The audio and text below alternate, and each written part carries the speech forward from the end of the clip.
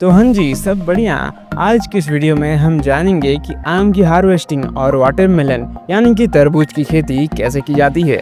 आखिर कैसे हाईटेक मशीनों की मदद से इनको प्रोसेस करके हम और आप तक बिकने के लिए भेजा जाता है। दोस्तों, आम दुनिया भर में ज़्यादातर जगहों पर साल में एक बार ही देखने को मिलते हैं और इस तड़के भरे गर्मी में आम का सीजन अपने चरम पर है। मार्केट में आम बड़े आसानी से किलो के भाव में मिल जाते हैं और इस आम को खाना तो लगभग हर कोई पसंद करता है। लेकिन क्या आप जानते हैं कि इन रसीले आमों की खेती बड़े पैमाने पर कैसे की जाती है और इनको मार्केट में कैसे बेचा जाता है? तो चलिए जानते हैं। भारत में आम की खेती।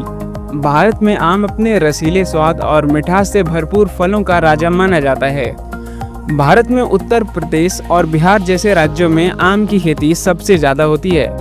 तो सबसे पहले सही ज़मीन का चुनाव करके उनमें नियम दूरी पर गड्ढा खानकर उसमें आम के पौधे को रोपा जाता है।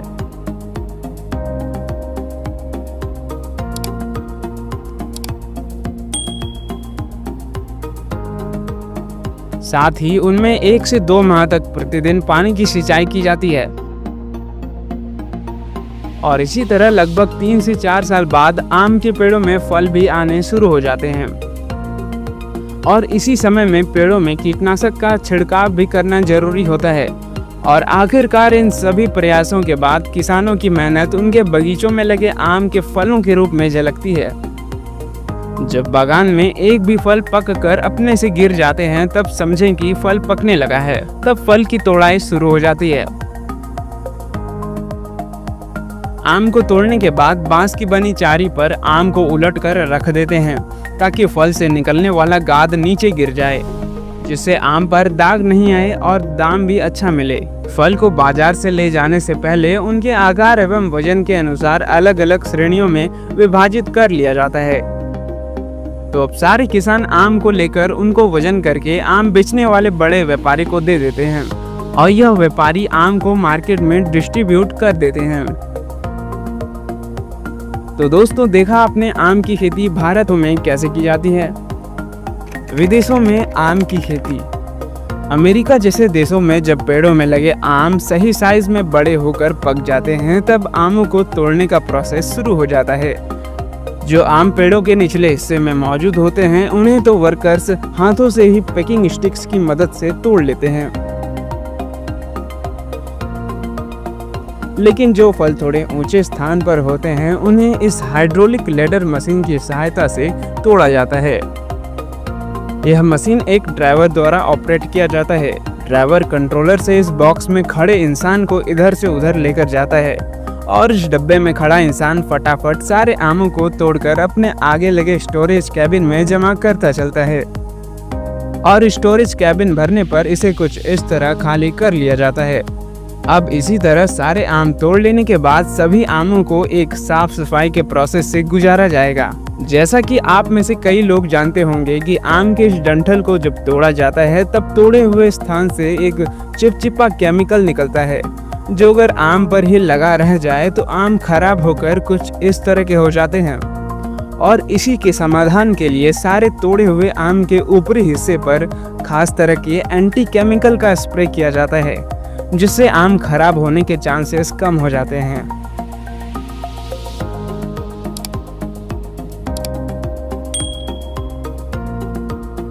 और एक बात का ध्यान हमेशा रखा जाता है कि आम से निकलने वाला चिपचिपा पदार्थ किसी वर्कर के आंखों और शरीर पर न लगे, वरना शरीर पर कुछ इस तरह का इन्फेक्शन हो जाता है। तो सारे आम के ऊपर स्प्रे कर लेने के बाद आम को कैरेट्स में भरकर मैंगो पैकिंग फैक्ट्री में भेज दिया जाता है। यहाँ सारे आमों को कन्वेयर पर क्लोरीनेटेड पानी से अच्छी तरह धोया जाता है।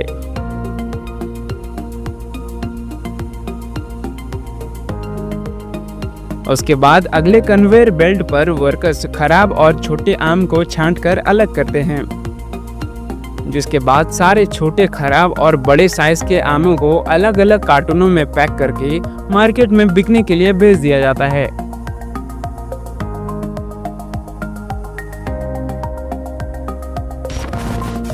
चलिए अब जानते हैं कि तरबूज की खेती कैसे होती है। दोस्तों, तरबूज एक सदाबहार फल होता है जिसे साल के 12 महीनों में उगाया जा सकता है। लेकिन लोग तरबूज को गर्मी के दिनों में खाना ज्यादा पसंद करते हैं, इसीलिए गर्मी के दिनों में ही तरबूज की फार्मिंग सबसे ज्यादा की जाती है। तो तरबूज फार्मिंग के लिए यहाँ प्लांट नर्सरी में तरबूज के बीजों से छोटे छोटे पौधे तैयार कर लिए जाते हैं और लगभग 1 महीने बाद जब इनके पौधे 1 से 2 फीट के हो जाते हैं तब तरबूज के पौधों को खेतों में बो दिया जाता है। तरबूज की खेती नदी या तालाब से सटे इलाकों में की जाती है, जिससे कि तरबूज अच्छे क्वालिटी के उगते हैं। और इसी तरह 2 से 3 महीने बाद जब तरबूज के पौधे थोड़े बड़े हो जाते हैं तब इनमें कई छोटे छोटे तरबूज आने लगते हैं। इनके पेड़ लंबे लताओं वाले होते हैं जो जमीन की तलहटी पर तेजी से फैलते हैं। इसी तरह तीसरे महीने के अंतिम सप्ताह में सारे छोटे साइज वाले तरबूज बड़े हो जाते हैं, इसीलिए अब इनकी हार्वेस्टिंग की जाएगी, यानी कि अब सारे तरबूजों को तोड़ा जाएगा।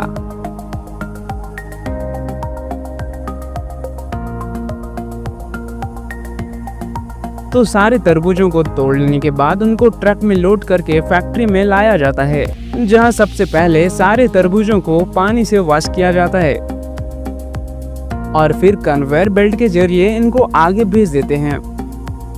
यहाँ वर्कर्स इनके ऊपर लगे डंठल को काट कर अलग कर देते हैं और आखिर में तरबूज के सतह को पॉलिश भी किया जाएगा, जिसके लिए यहाँ सारे तरबूजों को एक एक करके इस पॉलिश मशीन के द्वारा तरबूजों को पॉलिश किया जाता है, जिससे तरबूजों पर चमक आ जाती है। ऐसा करके इनको मार्केट में ऊंचे दाम पर बेचा जाता है। तो फाइनली अब सारी तरबूजों को पैकिंग एरिया में भेज देते हैं, जहां उनको कार्टूनों में पैक कर दिया जाता है। और कुछ यही प्रोसेस होता है तरबूज के फार्मिंग का। और आपको बता दूं कि तरबूज में लगभग 92% पानी ही मौजूद होता है, इसीलिए तरबूज के सेवन से हमारे शरीर में पानी की मात्रा सही रहती है। तो दोस्तों, देखा आपने कैसे विदेशों और भारत में आम की खेती की जाती है और इनके खेती में क्या क्या अंतर होता है। और आपने ये भी देखा कि तरबूजों की खेती बड़े पैमाने पर कैसे की जाती है। तो दोस्तों, आज के लिए इतना ही। अगर इस वीडियो से आपको थोड़ी सी भी नॉलेज मिली हो तो इस वीडियो को एक लाइक ज़रूर करें।